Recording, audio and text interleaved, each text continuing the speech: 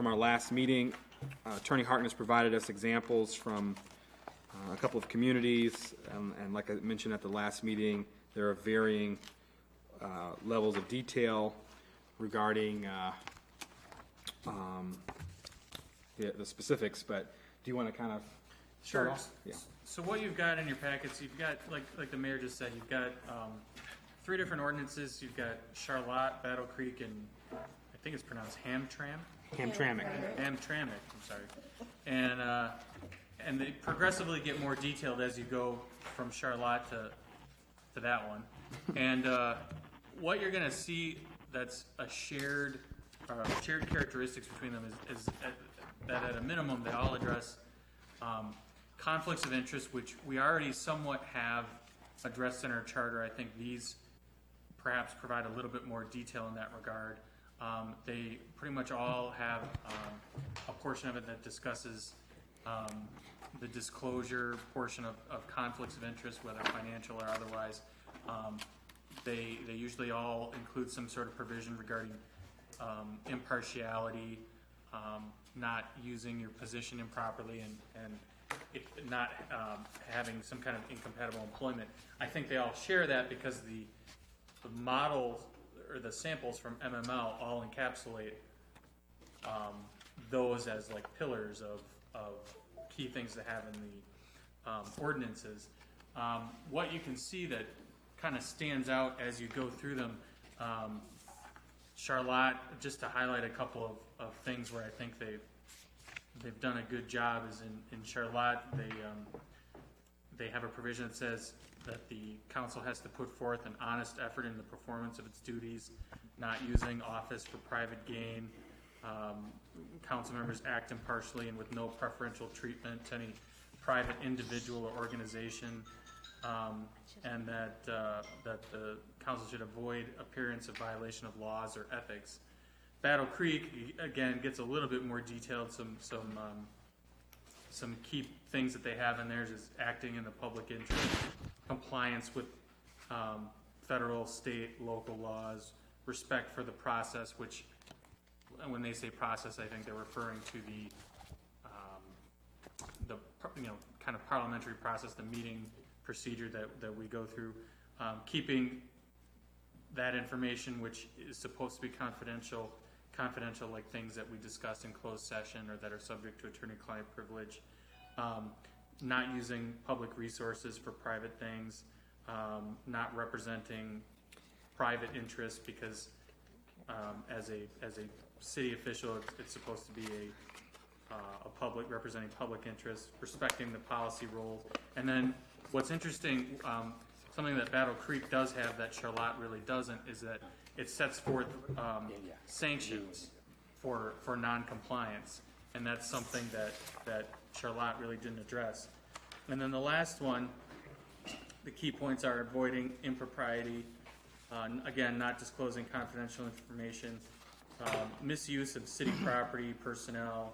That one actually has an interesting one in that they required the disclosure of campaign contributions, which that's actually somewhat unique in that I don't think I came across that in any other ordinances. And that one actually sets forth a very detailed procedure as to whether it's a violation of the city's ethics by a member of the staff or a member of the council. What's kind of interesting about that, and I'm not exactly sure how they do that, is they actually set up a procedure where the city attorney essentially makes a determination about whether or not there's been a violation of an ethics ordinance, and I'm not sure how that works when a city attorney answers to the council that he'd be determining whether or not they violated the ordinance. But that's what they've set up, and so I think, my recommendation to the council would be, I think obviously on those certain points that are addressed by our charter, I think those are no-brainers.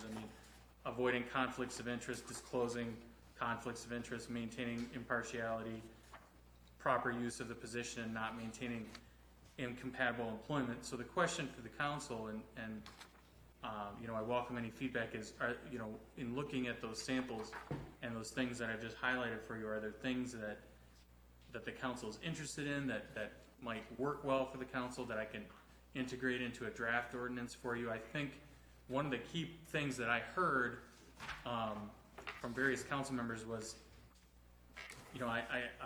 is having some sort of penalty for violation.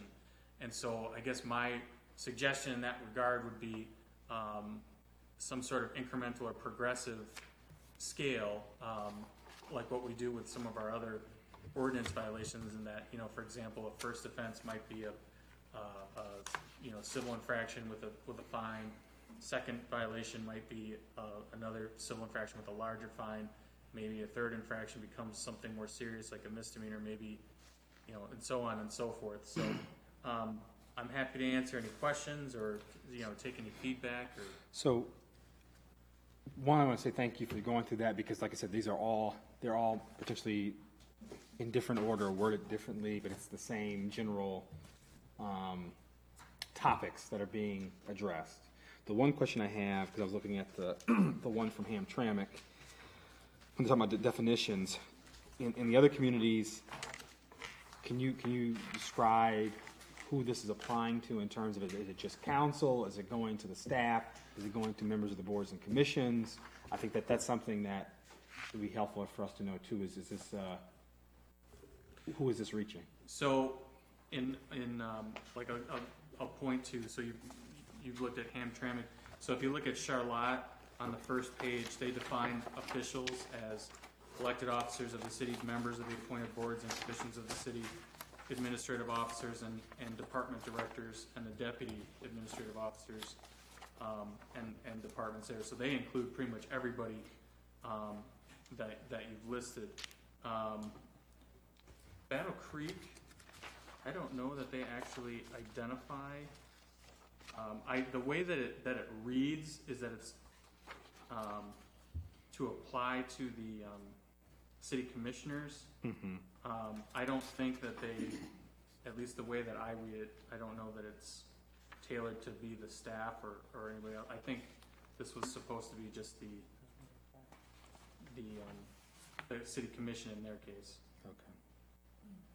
Yeah, because the way that, if you look at in their preamble, number 3, Battle Creek Commissioners adopts a code of ethics for the Battle Creek City Commissioners to assure public, et cetera, et cetera. I wouldn't have a problem with it being, for, elected or appointed officers, the entire city. I think that's important. And this is, you had a copy of this. This is from the Allegan. Okay, That Smith had sent. Okay, thank you. So the other question I had is, in determining, how do I say this? If someone commits a misdemeanor under another section of our ordinance, right? That's something that you prosecute, correct? So, if somebody committed a retail fraud, okay, yes, or a violation of our noise ordinances, or something, or building code, yes. Okay. So in this case, there has to be some process for, and that's what the Allegan thing is, and they have ones too. But did any of them have anything? Let's see.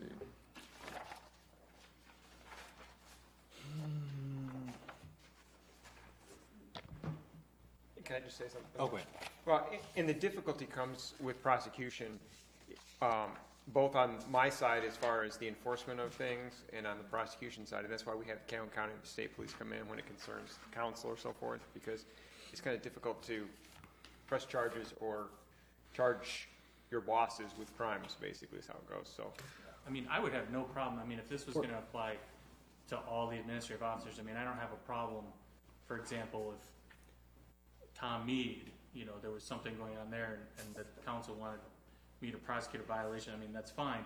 The problem comes in when, for example, if Dr. French was accused of a violation of our ethics ordinance and then I prosecute Dr. French and then Dr. French turns around and takes it out on me, during a contract review or something like that, because I report to the council, so if I have to prosecute the council, it becomes a problem for me. So if you look to the example from Allegan, under section 2-29, it says compliance and enforcement.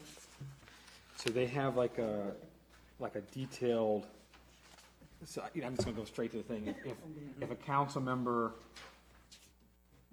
jumped up and broke decorum and was ruled out of order, and the council voted that, that person shouldn't have done that, normally we'd say, okay, we have available a censure, but that really there's no teeth to that.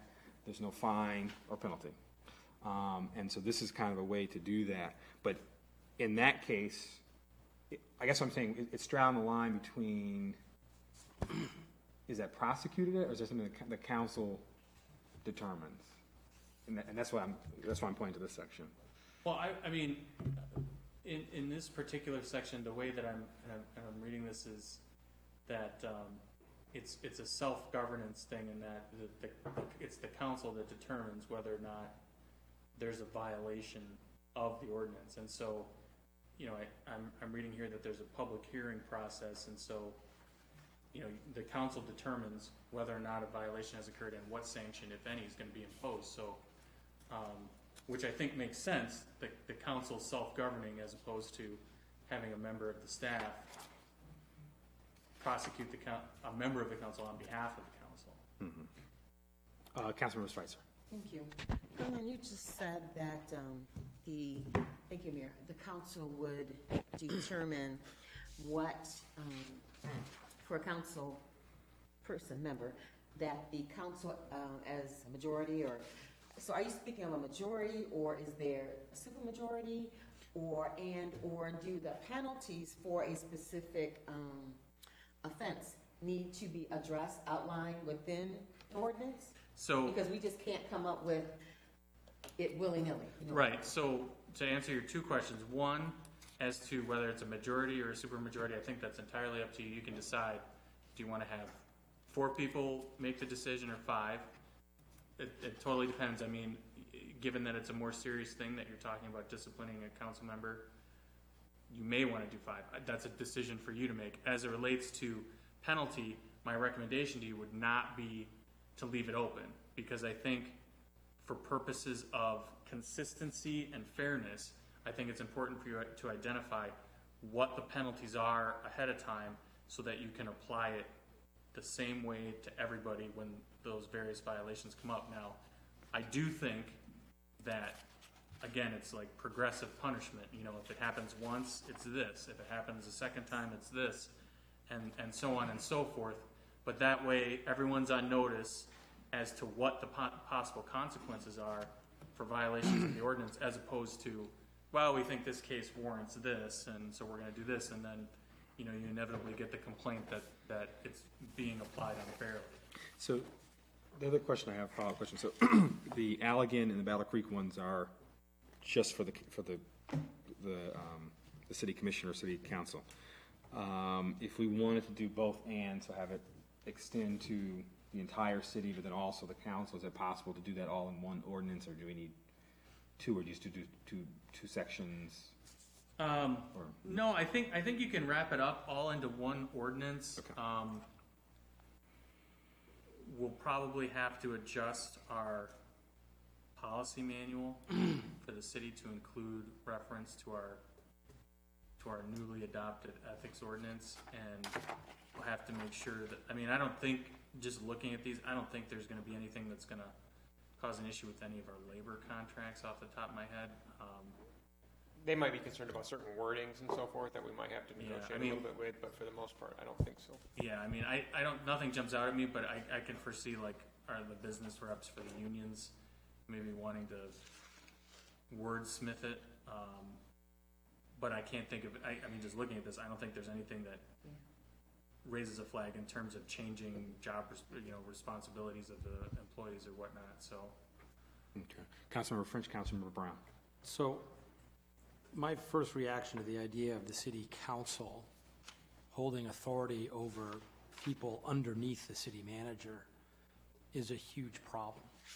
What we're saying by having the same code of ethics as the rules applying as who decides violations or not coming from the council, it means that we can now tell a guy in the street department, we think you violated the code of ethics, and with a majority, supermajority, whatever, you can do that. And that's not the role of the city council. The city council's role is to is to interact with the city manager, and any personnel issue, any violation is handled by the city manager. No, that's not what I'm sorry, and I should be clear, that's not what I'm suggesting. I'm suggesting that when the council thinks that there's been a violation by council, the council should address that, because Right, but you were just talking about, Garrett was just asking about Would you be willing to staff. yield? Would you be willing to Right, yield but- for 1 moment? Is that okay? Is that okay? Sure. Okay. What he was saying, what Attorney Harkness was saying earlier is that if it was under the council, that's something that that's he something could that I handle. would handle. If I it's- have, like, for the example that he uses, our finance director, I mean, not that there would ever be an issue, but I would have no problem handling that as a staff member for somebody that I don't answer to. No, sorry, Councilmember French. can I have the floor back? Oh, absolutely. Thank Oh, yeah. Yeah, I yielded the yeah, floor. Yeah, it goes back. I get it back. So if we're talking about writing a single ordinance, Yeah. how is that, why shouldn't it be 2 or 1 if we're going to have separate rules for people under the council versus 2 or 1 versus. two ordinances versus 1, Well, right? let me say this just to be clear. So it would be an ordinance, but with several sections. And so, one section would be okay if we're talking about including the subordinate staff in this. It'd be okay if there's a violation by a department head, city attorney shall, et cetera, et cetera, et cetera. If the violation involves an allegation of a member of council, council shall, et cetera, et cetera, et cetera. But, I mean, it would be one long adopting ordinance. So with instead of a several sections. council code of ethics, we're talking about a citywide code of ethics. I think you can do it either way. I think the municipalities have done it just for council. Some municipalities have done it citywide. That is totally up to you, and we can do it either way. Councilmember Brown, Councilmember Spicer. Thank you. Thank you, Mayor. Are there not policies already in place to kind of govern what the employees, my follow-up would be, I don't understand, putting in place this ordinance in order to, apply to the employees when there are policies that should be in place, like if, say, Tom, I hate to keep using Tom because he's not here, but Tom, say Tom does something. I feel bad for Tom. I know. Say if Tom or Jim or John. You can use me, I'm here. Okay. No, if Chief Kip does something and it's clearly a ethical violation, my thought is that there would be some policy that would catch that. We do have Am I mistaken? We do have a city policy manual, and I would say for a lot of the things encapsulated in that manual, for the subordinate staff, that is something that the manager, in this case the interior manager, can deal with and discipline appropriately.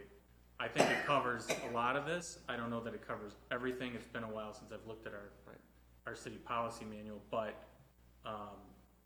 it does cover a lot of it. And in that case, I think the manager would handle directly all those, whether it's ethical or otherwise. Councilmember Spicer, Councilmember Reed. Thank you, Mayor, but Councilwoman Brown so eloquently addressed my question. Thank you. Councilmember Reed. I would agree with Sonia if there's something already in place, because I think everybody's got somebody that they have to answer to. Well, and I think we could actually, There you go. we could actually, once this is in place, we could redo our policies and procedures for the city staff to better reflect it if we needed to do that as well. And so it could be done either way. We could do it in this as a whole, or we can rewrite policy for city staff to more reflect this once this is completed. Councilmember Brown. Thank you, Mayor. So I agree with that. I think in listening to Attorney Harkness and Interim Manager Kip, if we focused on the council ordinance, that gives Attorney Harkness a chance to look over the city policy that already exists, see where the gaps are, and then they could at some time, line those policies up with what we have, but not sure I'm comfortable with council implementing an ordinance that applies to the employees when they already have They already have the policy. We need to address What- what's going on among ourselves, is my thought. I think part of it, like Interim Manager Kipp and Attorney Harkness said, is just maybe going back and seeing what, if any, gaps there are. So I'm sure there's a policy that says, you can't use city equipment, thank you, for personal use, right? You But- can't take home the stapler, you can't. And I shared the rules and regulations for public safety with you in the email that I sent you last week, which really covers most of that, but. Okay. Councilmember Spicer, did you have your hand up? I did. I think I forgot what I was going to say, but I think that when we hire new employees, does the city have like an orientation with new employees and then supply them with policies and procedures? Do we do that? Yes. So we do have, Public safety has a bigger policy procedure manual, obviously based on what we do, and they have specific training that they go through over a period of 5 months in their initial training. Other staff doesn't get quite the same training, and both Dr. Mitchell had been working on our policies and procedures, and I'm continuing to try to work on those policies and procedures to update them somewhat because they're pretty old from what we've had for a while. and that's for the public safety staff, correct? Well, the one that we're working on updating is for the city staff, and I'm trying to update it to be more similar to what the public safety staff already has in place. So, No, go ahead. Okay. oh, no, okay. So, so for your benefit and to get us going here quicker, what you've already done, you kind of listed out what kind of the essential elements that each of them have, right? So, for example, where is it? Like in Battle Creek, what is that? That's section B2. It basically says you follow the laws of the country and the state, and so that's something we want. Right. Okay, so is there a way for you to check kind of when we go through these, what you want, and then you can wordsmith? Well, I guess, let me ask, as an initial thing, I mean, regardless of what version we're looking at, I think all of them kind of follow the MML kind of outline of including conflicts of interest, which, like I said, we've already got in our charter. This is perhaps a little bit more detailed. Having just disclose potential conflicts of interest, and there's an impartiality portion, no improper use of position, and incompatible employment. Does anybody have any issue with basically including all of those, kind of what I would refer to as pillars of? So I have one. So like in the what is it? The Allegan one. It says avoid inappropriate gifts, favors, loans. Where are you? This is on page 2. It's G. It says avoid inappropriate Right. gifts, favors, loans. Do you see that? Kind of halfway down. Yeah. Section G2. Mm-hmm. So if you say G, let's say you say G2, and then I guess that's an I or 1. Yep. What are they saying? So when they say for services rendered in the performance of their public duties, what does that mean? I think what they're saying is you shouldn't take, so like, let's say you as a mayor do like maybe a ribbon cutting Okay. or something ceremonial like Okay. that, and the owner of the business decides, hey, we appreciate you doing this. We're going to give you a $500 gift card to Amazon Okay. for helping us out. They're saying something like that would be inappropriate. Okay. Okay. So does that section, let's say section G, is that falling under the pillars that you just said, or where is it? I would say that probably, I think we can add that in. I don't know that it necessarily fits any one of those. It might, I guess it could be with impartiality. So currently, can you repeat the pillars one more time? Excuse me. Avoiding conflicts of interest. Okay. Like I said, that's in the charter, so when we have members of council that, for example, actually, I don't think we have anybody on council right now, but we used to have a council member whose husband was a public safety officer, and so anytime we voted on, say, for example, the POAM contract, they recuse themselves because there's a financial interest. There's a disclosure portion, having to disclose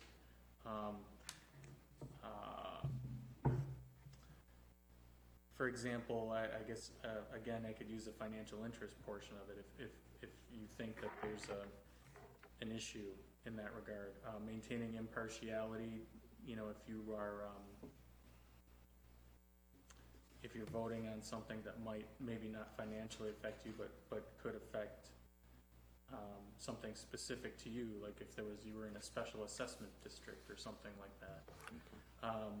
Improper use of position, you know, the example I always use is if a council member were to, I don't know, get pulled over and say, hey, I'm a council person, you need to let me go. That would be an improper use of position. Okay. Maintaining incompatible employment. So under our charter, I don't necessarily think that this has ever happened, but on our charter you can't, for example, be a city employee and be a sitting member of council. So if somehow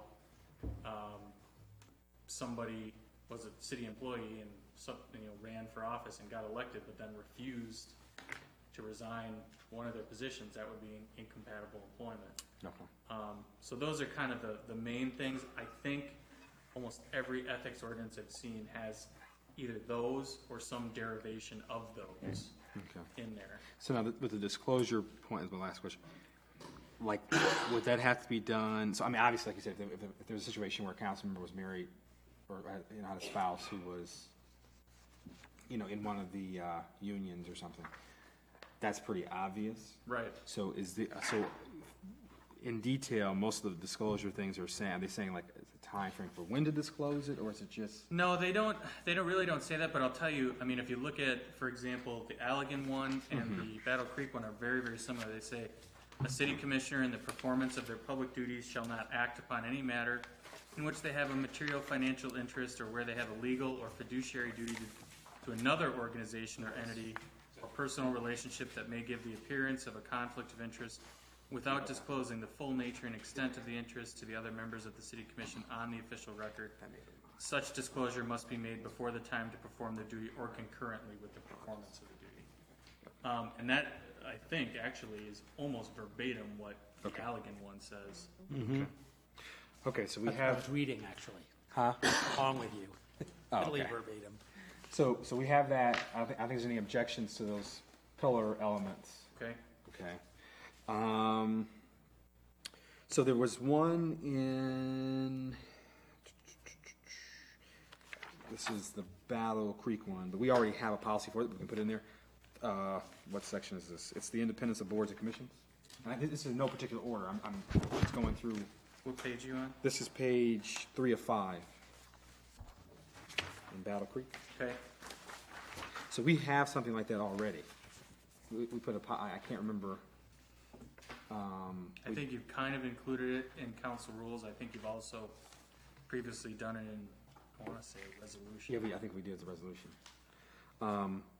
But that probably needs to be in there. Okay. Is there any objections to that? Which one? This in Battle Creek, Number 13. number 13 in Battle Creeks, it says independence of boards and commission. And it basically means that unless you're sitting on the board, we really shouldn't unduly affect a board.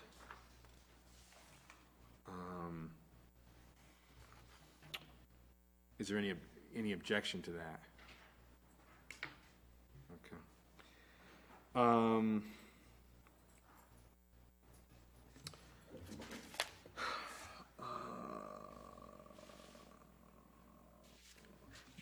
There was, and this might be in the Allegan one.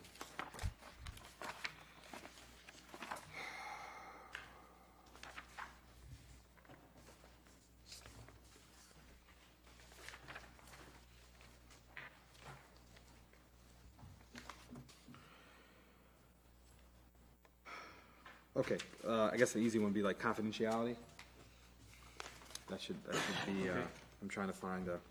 It's on page 2 of the Battle Creek one, number 8. Okay. It's H in the Allegan one on page 2. Okay. Are they the same. Continuing on to, You said H? yeah, it's letter H under, on page 2 under California Rule of Ethics. It's the very bottom. Properly treat confidential information. Okay. Why am I not seeing that? Is that in Allegan? Allegan, Okay, why am I not seeing? What page is it again? page 2, Page 2. at the very bottom, last paragraph. Okay, yep. Let's see.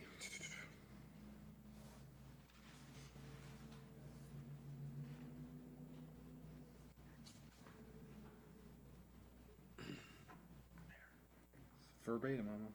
Yeah. Councilmember French.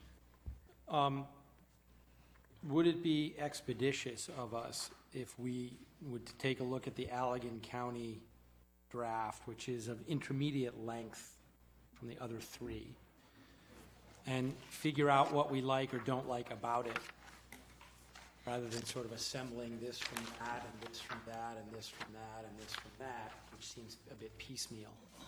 Attorney Harkness. I think Battle Creek and Allegan are very, very similar. I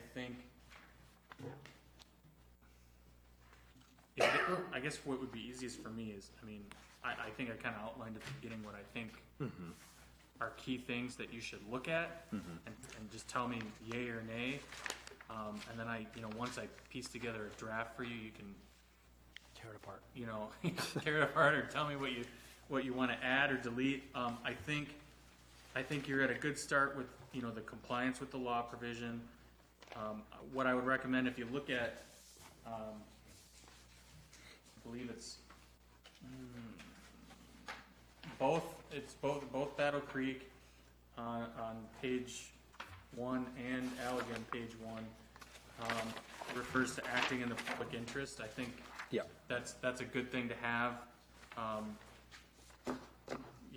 As a matter of setting policy as to why you're doing the ordinance, is to make sure that the council's acting in the public interest. Is there any objection to that? Okay.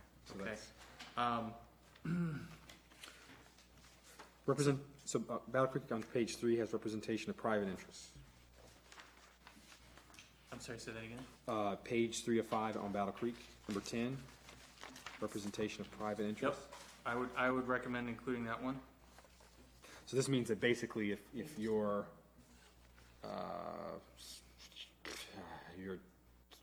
child was... what I would say is, like, if like Ms. Reed's grandkid came in and wanted to open a business in downtown and something regarding that business needed approval from the council. Give their approval. Oh, okay. But, instead of, the idea is to act for the good of the city. Yeah. I'm sorry. Councilmember Spicer? Thank you, Mayor. You were referring to page 3 of 5, what section? 10. The very first one on page. Okay. So the charter really, my understanding of the charter is that we can't have a direct financial interest. I think it's direct or Without disclosing. That's all part of it. Disclosing conflict of interest. Well, You have to. we're adding that, I think. So, I'll let him. Okay. Isn't it, I think it's meetings of the council, yeah.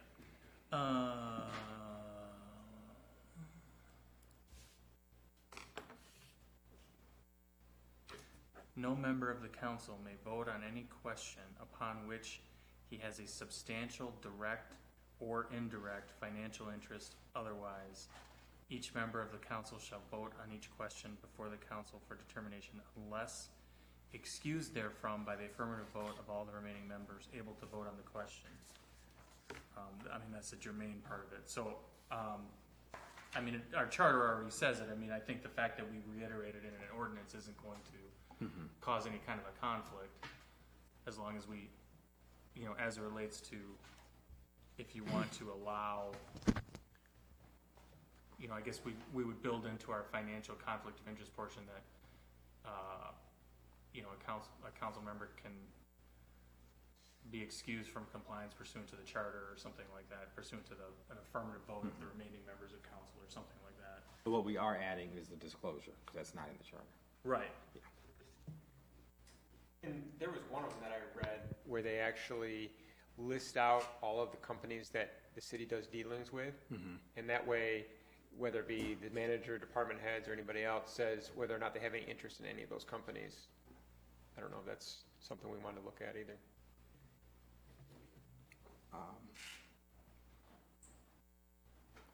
We'll take note of it and come back to it. Right. Councilman French.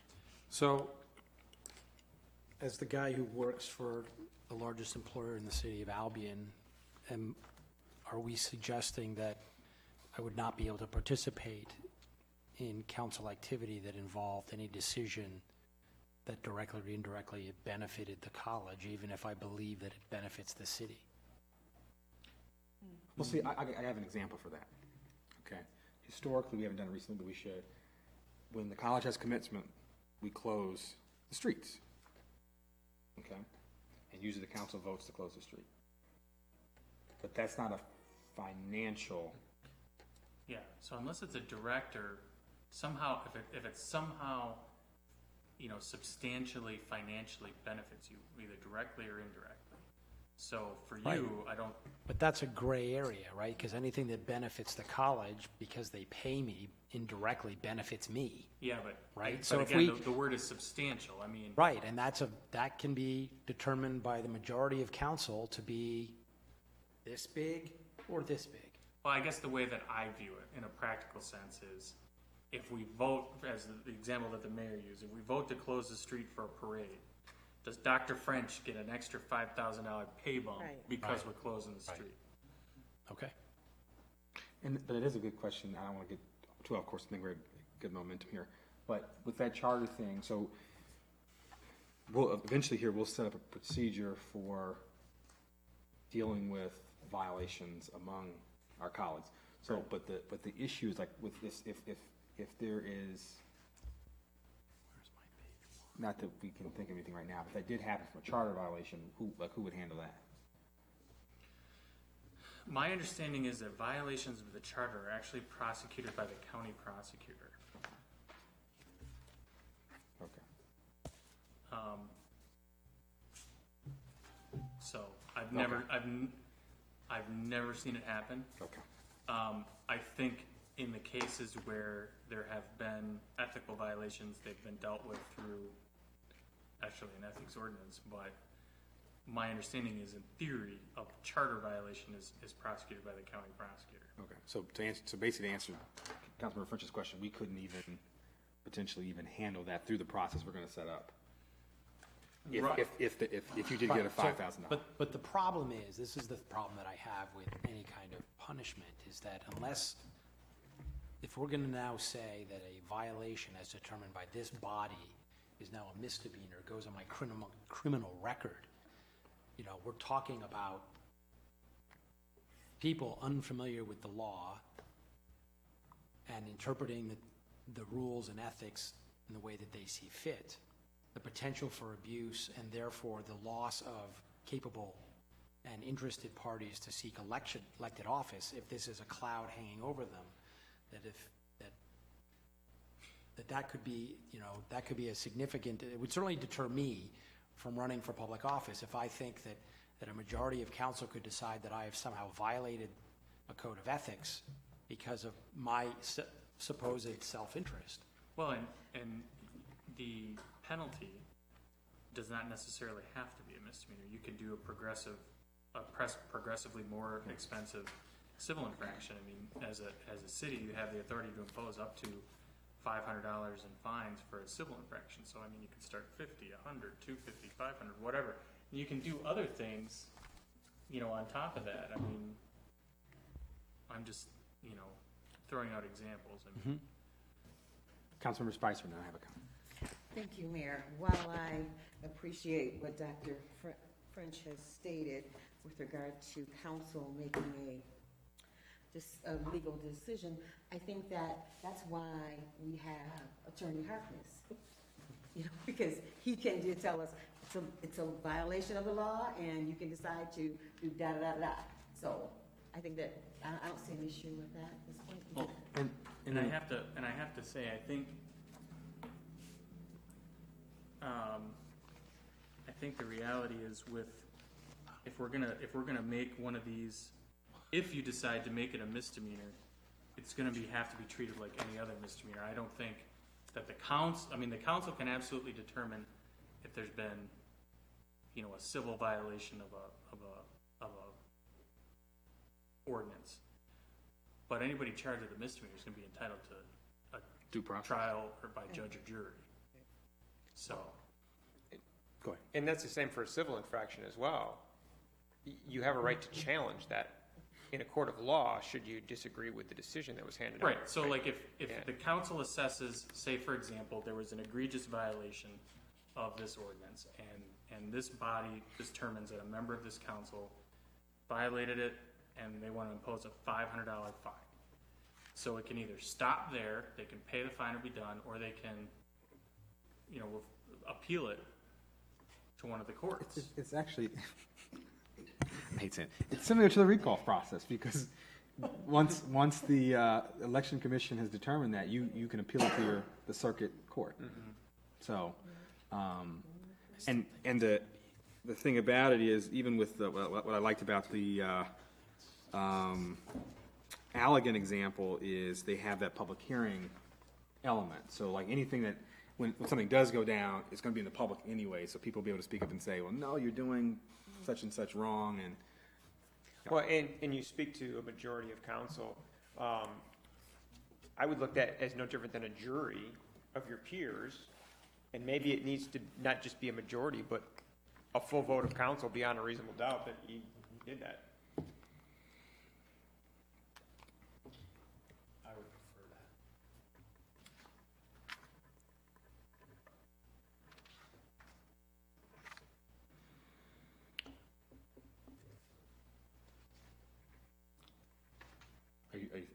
No, I'm sorry, I didn't realize you were waiting for me. Oh, okay. So we'll do the representation of, last time we were on representation of private interests, and you were okay with that? I'm trying to. Oh, that's Battle Creek 3 of 5, page 3 of 5, number 10. Gotcha, okay. I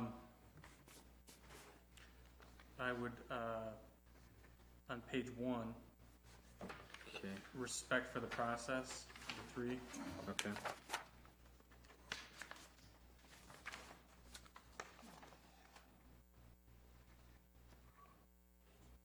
fine with that.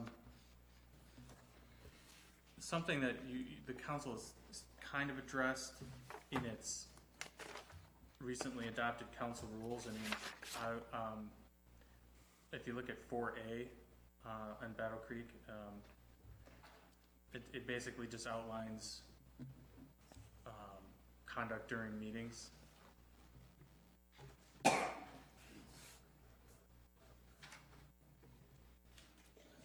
Is there a way to just, well, I don't know if that's,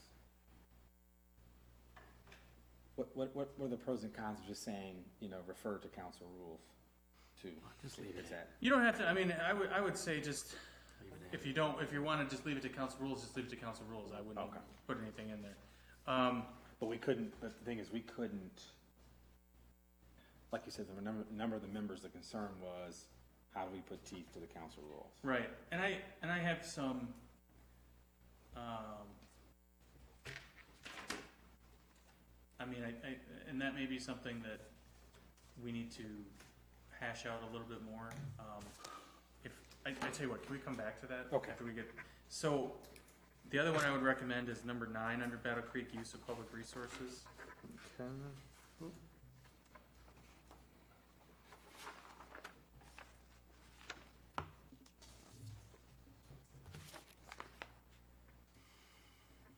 Okay. Is there any objection to that? Okay. Okay.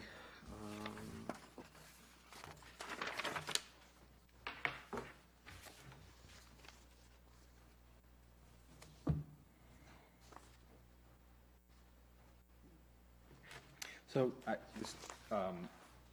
12 on 3 of 5. I mean, it's really, I think we passed a resolution on that too, but. Yeah, I mean, you can integrate it into the ordinance. Yeah, I think that needs to be there. Both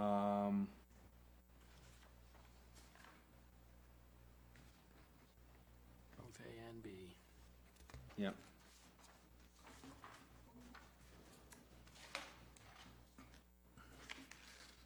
So any objection to that for 12 on 3 of 5 in Battle Creek?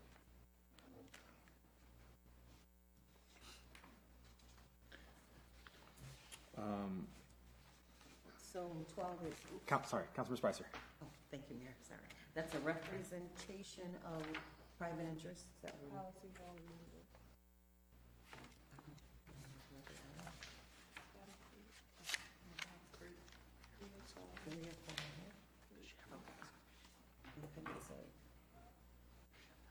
Okay.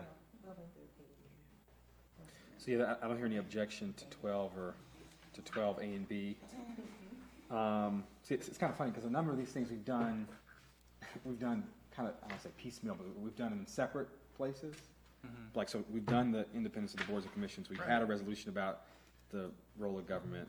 We've had I think there was some kind of policy about positive work environment and communication. Yeah, Right. I think that was something that we did while Cheryl was here. Yeah. In 16 or something.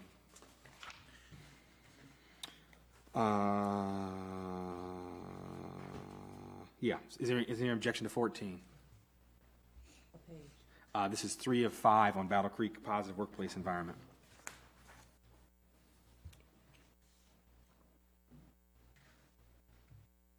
Okay. I see no objection. Yes. Can we include the mayor too? Say it again now. Oh. We assume this means the mayor as well, since we're not supposed to be interacting with anybody but the city manager. Yeah, and that's something we need to hash out too, is like appropriate committee. So for example, if there's something that, trying to think of something, I don't know, something that department. I'm sorry. Oh, okay. Councilman Brown. I didn't hear Councilmember Birch's comment. I was just saying, these are all about city commissioners, and I was just asking that we assume that also means the mayor. Yes, I'm a member of council.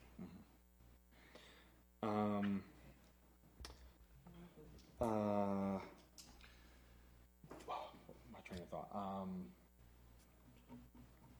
So, I mean, I think what the council has identified is probably enough to give me at least a good framework to put something together for you to take a look at. What I would suggest, at least my thought regarding the penalty is kind of a hybrid of the Battle Creek Albion and the Hamtramck one.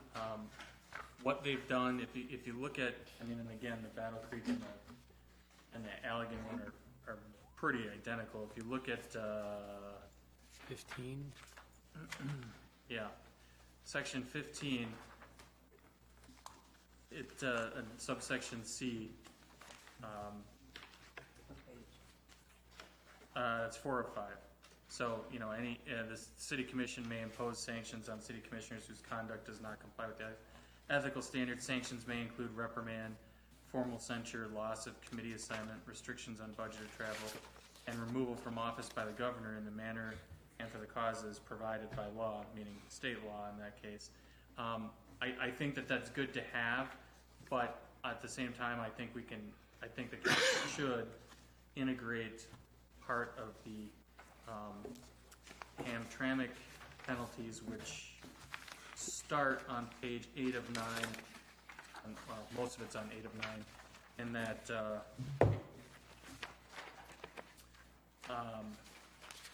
they indicate that a public servant who violated a provision of this chapter may be subject to a fine of up to $500 for each violation.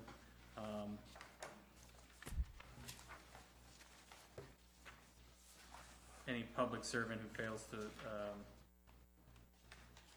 Any public servant who's found to have violated a provision of this chapter shall be deemed guilty of misconduct.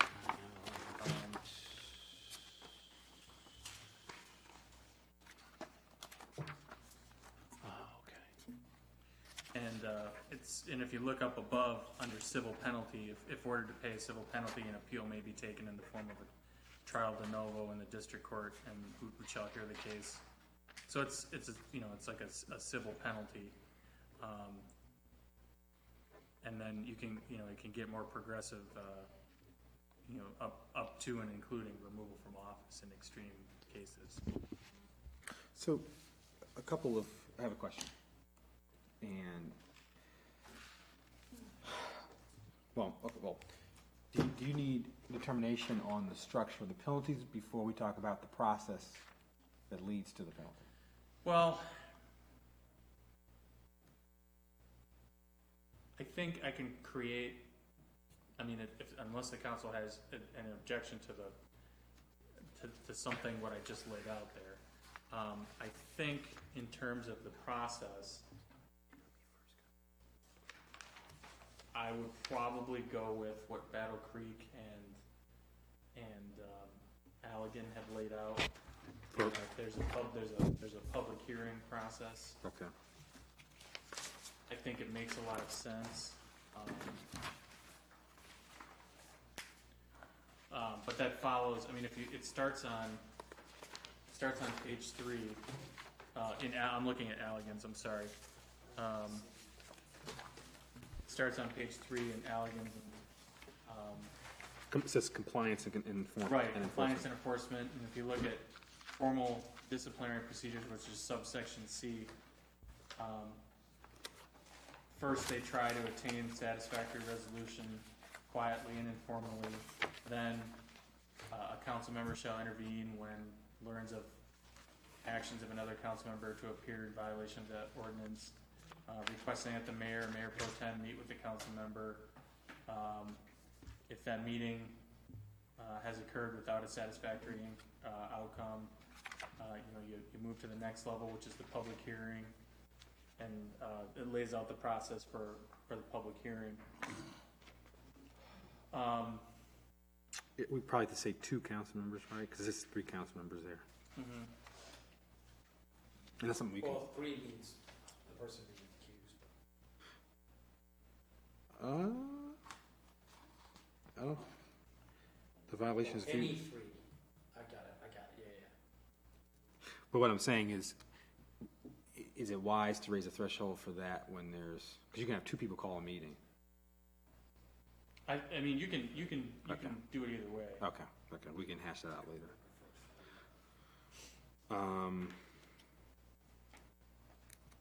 It just asks the mayor. Oh, I'm sorry, Councilman French. Adding a third just means that it's the mayor pro tem and one on the council. I think that's fine. Just bring more people in the council into knowledge of the issue.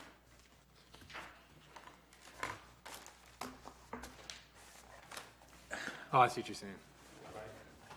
You're a council member, and one person in. I see what you're saying. Councilman Barnes. I read these articles at home, and what I've experienced here at this council is that with me being here and my experience, the cart is being put before the horse. I have documented several times where I was overruled by point of order. I went home and researched the articles again, emailed the articles to this entire council, the lawyer and the city manager. And it was shown by rule of the ordinances that the point of order was incorrect. As I could not receive an appeal from council, it moved forward. So my situation here is, I don't think that I could be treated fair under these rules, because under the standing rules right now, I have it documented that where I appealed and it was overruled and moved forward in violation of the ordinances. So I just want that on record. That it has been shown that there's some bias in the rules here, and we're moving forward to having ethics statute put in when we're not following the rules right now. And I can pull out those records now and show the 4 point of orders where I didn't even get a response from anyone on council or the attorney for future learning experiences based on the ordinances that I brought, based on that improper ruling. Just for a point of order and clarification, because I know this is being recorded and the public's going to watch it. So Robert's rules, if there's a ruling by the chair, is always appealable to the body. And so whatever my ruling is on the rules, if there's a member, and like I said, we're making good progress. I want to make sure that we keep good progress tonight and not, that's a parliamentary question with the rules, and we're talking about an ethics ordinance. But the point is, if there's ever a disagreement with the chair, it's supposed to be appealed to the body. So, you know, I would gladly read over those, and I can go back to the videos and see if there was ever an appeal to the board to overrule the chair's ruling. Councilmember Barnes. To expedite this, I stand by what I said. I stand by the records. I stand by the ordinance. It's there. You definitely overruled my point of order. I definitely tried to get an appeal twice. 2 times I didn't because I knew how it was landing. But I'm not going to belabor this, but I don't think that you have the right to critique tangible ordinances where you said you overruled the point of order. I pointed to the ordinance, the page number, and the language of the ordinance. And I want to be just as cordial. I want to move forward. Yeah. However, I just feel from my past precedent, I'm not going to get a fair shake with this, but it's fine. Hey, I just wanted that to be on record. I want the public to know that I've been overruled. This body did not support the rule of law, and now you guys are talking about misdemeanors, et cetera, et cetera. I think that we should always be diligent in recognizing past precedent and the behavior of this council. Thank you. I don't want to argue, but... Attorney Harkness, quick question. Yep. Is there any ordinance that governs parliamentary procedure for the council right now? Is that governed in ordinance? The only way we have parliamentary procedure is in both the previous council rules and I believe the current council rules. To the extent that meetings are not covered by the rules, it defers to Robert's rules. Yeah, but there's no ordinance for parliamentary procedure other than the vote minimums. Our charter just says that the council sets its own rules. Sets its own rules. So there's no ordinance for council rules. That's council rules. So the question I have back to the ethics discussion. I noticed, I don't know if this was in, let me check it out. This may have been Hamtramck, but there was a period where, what is this, Charlotte? Yeah, 1 second, I'm talking. Charlotte, okay. 7 of 9. So they have a complaint procedure. Is that separate? You don't think you mean Charlotte? Charlotte only has 2. Oh, I'm sorry. It must be You think of Hamtramck? Hamtramck, excuse me. Complaint procedure A. So there's a provision for citizen input. Mm-hmm. Is that in Battle Creek or anywhere else, or is that a separate track then? Keep in mind that Hamtramck is designed to address both staff and council. Yeah. Okay. Which is why I think that particular portion is in there. Okay. Okay. Okay. Councilor Barnes. Okay, you just established with the city attorney that ordinances are not up under council procedure and rules. I just heard you talk to him and he said what? Could you repeat it, please? So in terms of parliamentary procedure for the council, to the extent that it's not, that any procedure is not covered by our adopted rules, the council follows Robert's rules. Thank you. That's not what I'm talking about. The charter is our Bible of the city. Robert's rule does not supersede the charter. Robert's rules does not precede the council rules of procedure. I agree. Four times I called point of order, and I was overruled based on the council rules of order. And I didn't get an appeal because I couldn't get these guys to vote on it. Now, I don't want y'all to twist this. I'm just trying to say I'm not being respected with the point of order. There have been improper rulings from this chair, and I've sent them to this council, the page numbers, et cetera, et cetera. And I got no response from anyone stating they were correct, and we use them for future reference for a learning experience. That's all I'm asking. Attorney Harkness? Period. Quick question. Just for a very quick refresher. We have a charter as a basic law. It doesn't cover every possible governance issue. It lays out a framework. That framework is filled in descending order by our ordinances and council rules and resolutions. Yeah, I mean, I think what you just outlined there is, yes. Yeah. There's a chapter 5 is what governs the meetings of the city council and things of that nature. It's contained in 5.6 A through M. But as it relates to council meetings, really, aside from, I think maybe some procedural matters like compelling attendance, conflicts of interest, voting, things like that. In terms of order, there's subsection I of 5.6 that says, council shall determine its own rules of order and business and shall keep a journal in English language, and then goes on to say about yes or no for votes and things of that. And that's pretty much it for the charter. Yeah. So essentially the charter is not spelling out detail, that rule, that in some ways mirror Robert's rules, in some ways that don't. But one of the ways that we have incorporated in line with Robert's rules is that any member, if they disagree with the chair, has to ask for an appeal to the body. So, the one thing I disagree or say is, is there a record of an actual motion to appeal to your colleagues on the council? And so, we want to make sure that we stay on the people's business this evening and not have a drawn-out conversation. So, Councilmember Barnes. For clarity, council rules of procedure are for the orderly maintenance of this meeting. Yes.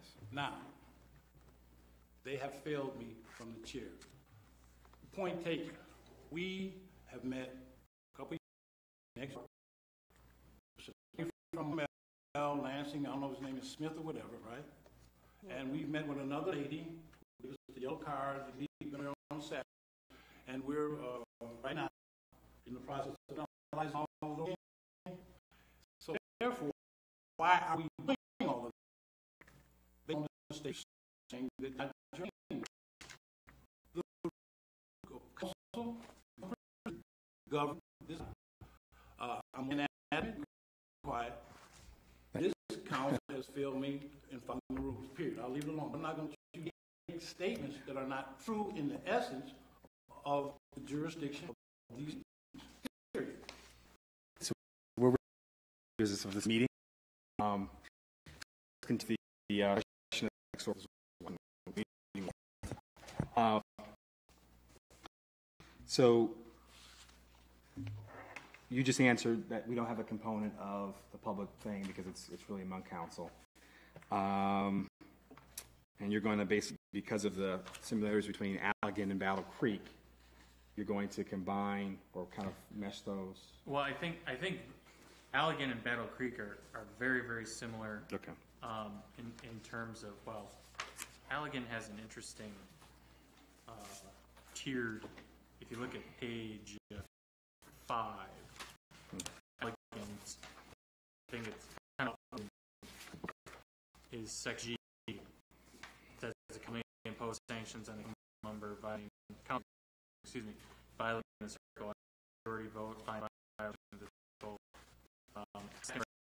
shall be, if any, shall be imposed, and they outline them, and as low on what I'm thinking is a similar, some derivation of that, and also kind of integrate what Hamtramck has done in terms of a civil fine. Okay.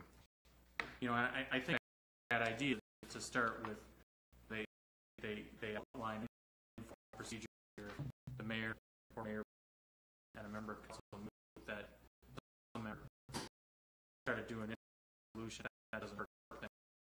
More for public thing, and I think progressive penalties are probably look for, and you can start with warnings. You can start with civil fine, and then your kind of end game far extreme is kind of conduct that warrants removal from office. I mean, that would have to be pretty extreme for it to happen, but Yeah, that's when you bump up against charter stuff. yep. Yeah. Councilmember Spicer. Yeah. Thank you, Mayor. I'd like to know, I guess, from you or the attorney, with regard to the sanctions. Are we, or maybe we haven't even decided this, would we be looking at a reprimand, verbal? Would it be per meeting, or would it be per year, or some people would be reprimand by year, per year? When I was this, the way I thought about it is just per incident. Per incident, okay. Is that how you read? Well, and I think I think it's a matter of how you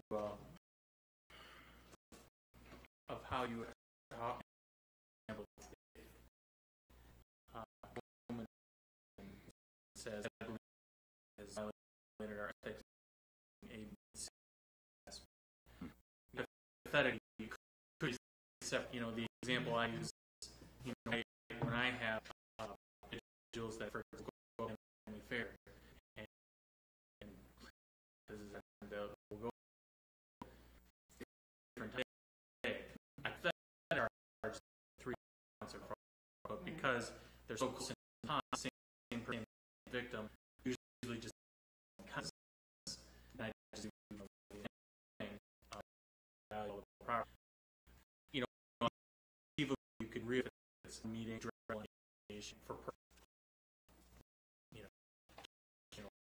time, and maybe address all instead of doing it small sense. That's my So, the question that Councilmember Spicer asked is kind of, this is behavior during a council meeting. Okay. What? If, I'm trying to think of a situation. Let's say someone does something that's kind of unbecoming of a council member outside the meeting, right? And, bad attention to, it's like, I don't want to say assault because or something, you punch somebody or something. But can you think of a situation where would that fall, or is that even covered? I think one of the things, and I'll have to find it here. I know I circled one because it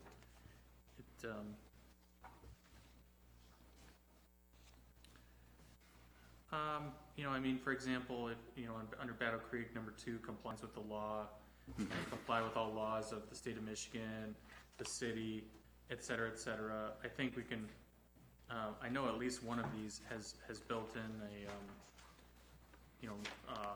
when you're representing the city or whatever. So, I don't know, maybe, something like showing up to A rib cutting.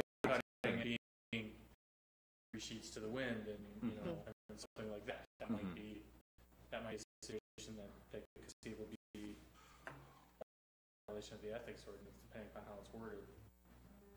But something like that. Okay. But is that included? You're saying something like that. But is that, how would you at least maybe try something that includes that? And I'm trying to saw in one of these that basically said, with me from I went through menus to.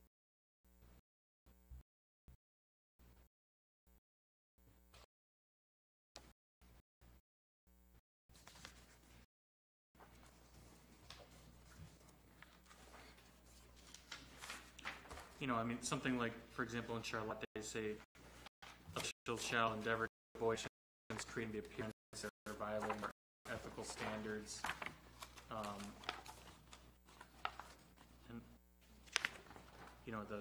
they lay out in their principles of ethical conduct to ensure that every citizen has complete confidence in the integrity of city government, and things like that. So, I mean, I think I can come up with something. Yeah, if you could include that. That can address that, yeah. Okay. Councilmember.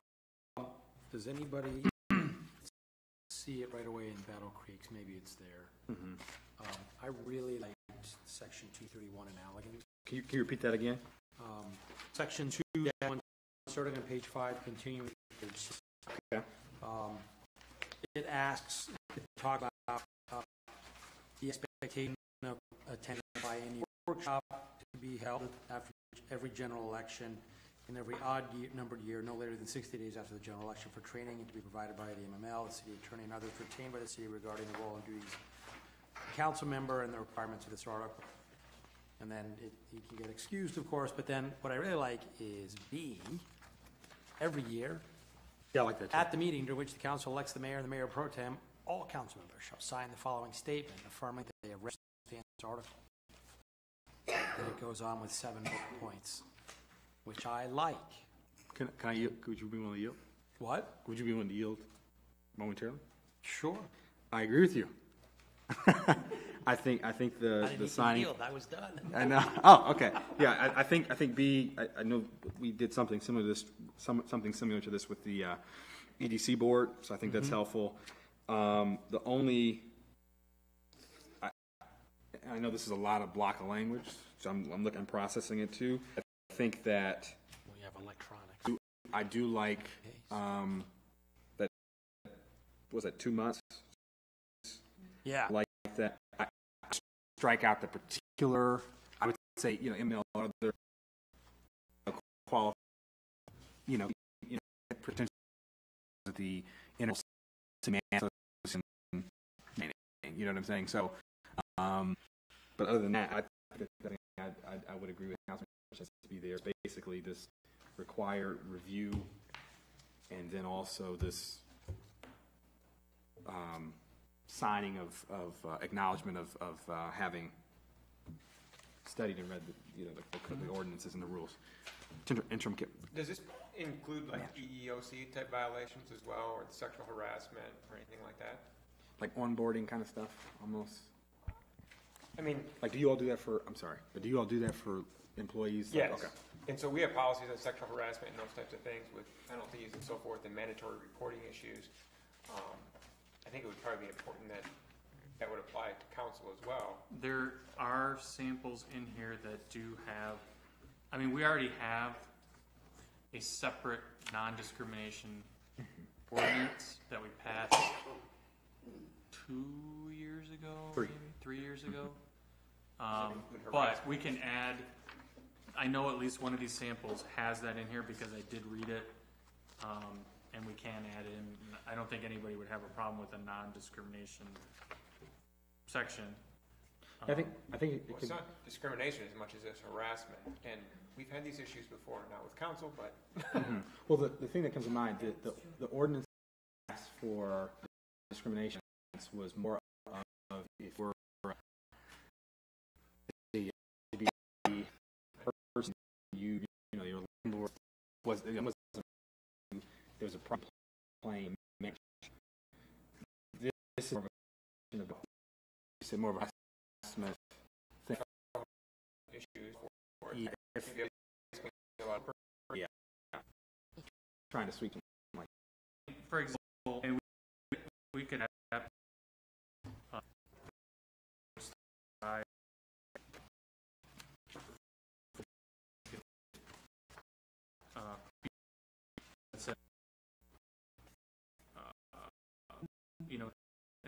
a decision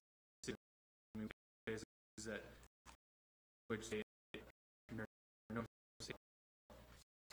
city intimidate, humiliate, harass, or otherwise abuse another member of council. I mean, we can tailor that to Or be city staff. Yeah, or city staff. exactly. I like that. Oh, help me, Lord. The other,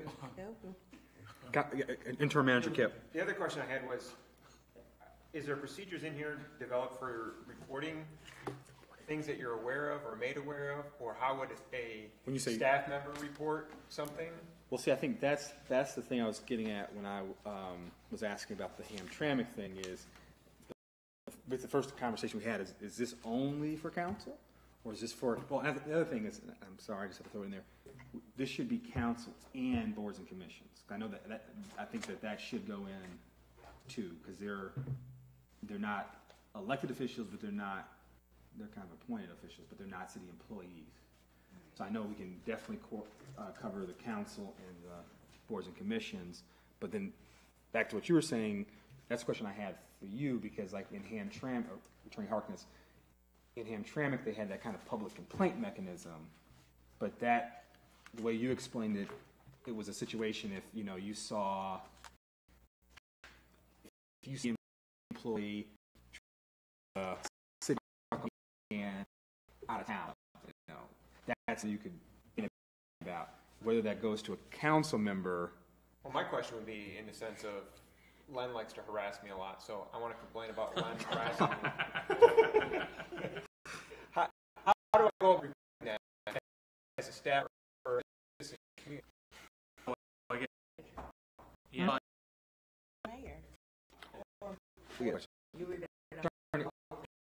Attorney Harkness. For example, page 5, number B,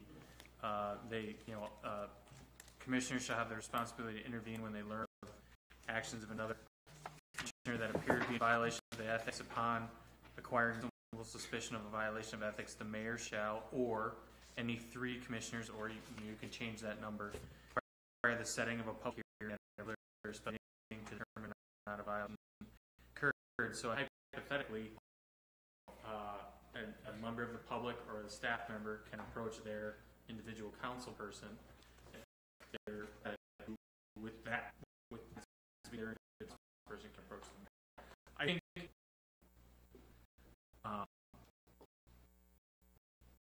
but I just try to put something there for you to see how all report and when I together how this whole thing occurs.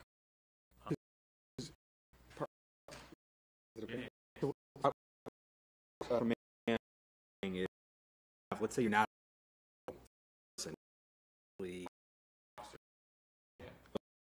like, you were given an inappropriate request or harassed, just anything you don't think should happen. Where do you go? Yep. And I hear that, and so the question becomes, from your reading of all of the various examples, is there any clear provision for that before we? So you're saying if they're feeling harassed by a member of council? Harassed, or they feel like, someone says... Or they're aware of a council committing some other violation that they want to report. Yeah. So, like the example that I just read, for example, let's just say it's Len, and Len's on the take. She's not even listening. No. Just kidding, you didn't hear it. And that individual could approach, for example, the mayor, and the mayor can say, hey, I've received information that causes a reasonable suspicion there's been a violation of the ethics ordinance.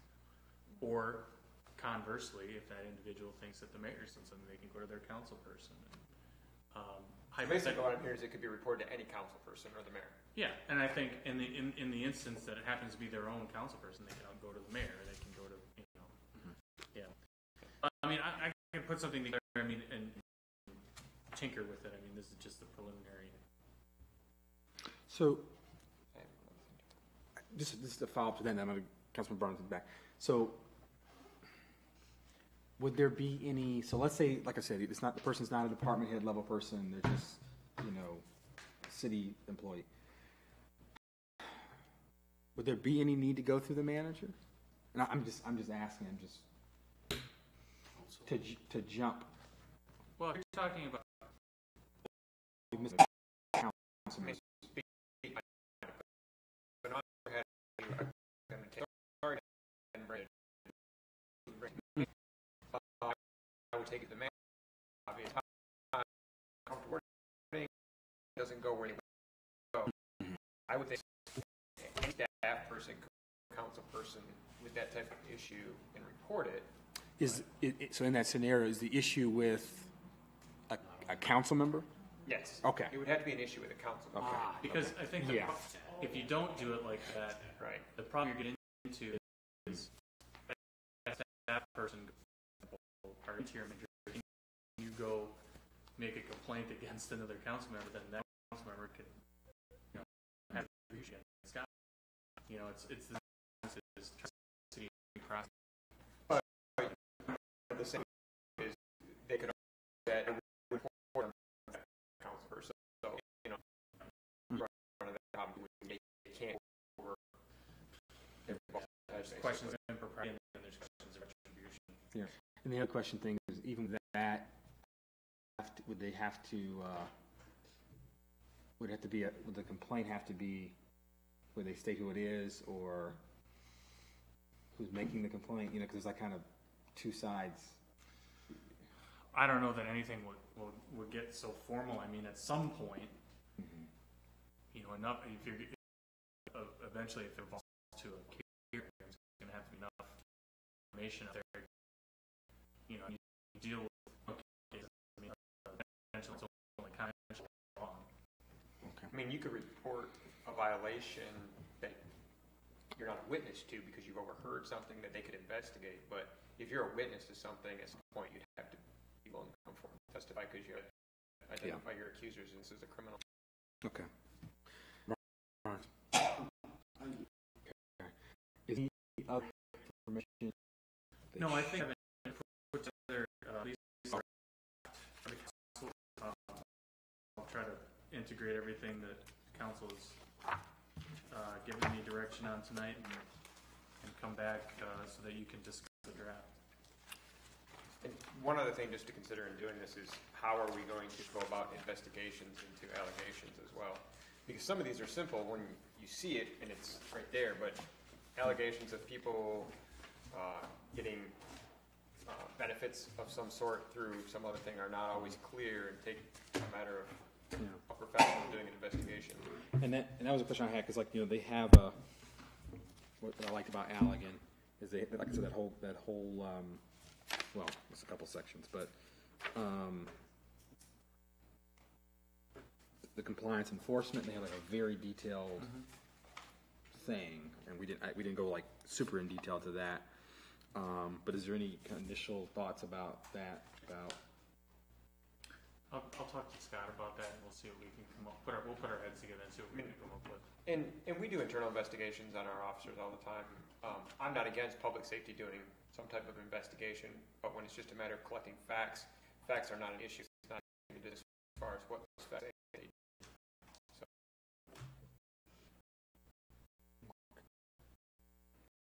Is there any other discussion? I want to point this. We have not, to my knowledge, had one of these before, and I want to thank you for coming tonight and putting time in this. I think your councils will appreciate us for doing this.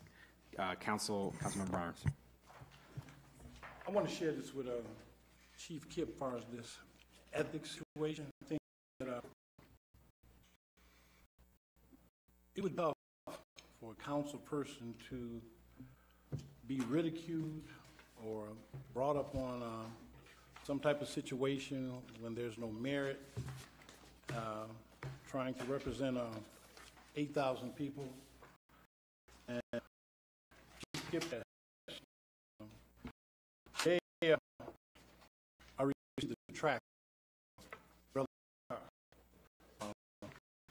ghetto. A lot of situations where I'm direct there. We can call it COVID, whatever. I can't this situation. A lot of my relatives. And for me to be a good counsel, I have to have my ear to the floor, homicide, shootings. And Chief Kip can attest. I tell my citizens, I don't care what the situation is, I'm going to try to help you. Conspire to commit crime, beat a crime, get the information and bring it down here. And I'm in a lot of ugly places in my neighborhood, and he's sitting right here, and he can attest to it. I take responsibility for all my actions, and I'm going to keep assisting the Albion Public Safety the best I can. Thank you. Okay, is there any further discussion on this? So we'll await your draft of the ordinance, and then we'll go from there. We'll move on. Public comments, persons addressing the city council. We ask that you limit your comments to no more than 3 minutes. We ask that you please your name and address. Is there any public comment this evening? My name's Shauna Gamble. My address is 618 North Ann Street, and I want to first thank you guys for taking the time to look at an ethics. We know that it has been for lots of different reasons.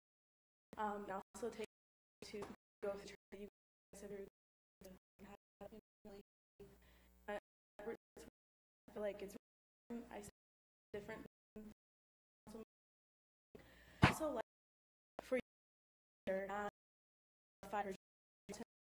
so the last thing was discussing incidents that you might hear of a council person or the mayor or city manager engaging in, and also look at convictions, because we know that has happened, and we also know that you don't necessarily have to go with a whole lot of person when it comes to conviction. It is. So in terms of behavior and conduct unbecoming, I feel like including certain convictions, especially when you are a council person, that is very important to include in your ordinance. Thank you.